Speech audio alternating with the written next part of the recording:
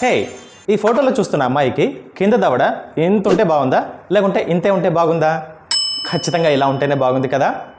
కింద దవడ ఇలా పెద్దగా పెరిగిపోవడానికి కారణాలు ఏంటి, దానికి ఎలాంటి ట్రీట్మెంట్స్ ఉన్నాయి, అలా పెరగకుండా చూద్దాం రండి.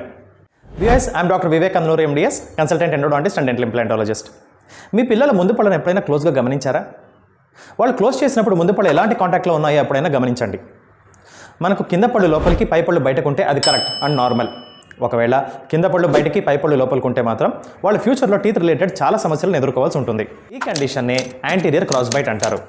ఈ యాంటీరియర్ క్రాస్ బైట్ కండిషన్ని పిల్లల్లో చిన్నప్పటికి గుర్తించి దాన్ని ట్రీట్ చేయించకపోతే వాళ్ళు పెద్ద అయిన తర్వాత కింద దవడ పై దవడ కన్నా చాలా పెద్దదిగా బయటకు వచ్చినట్టుగా కనబడుతుంది.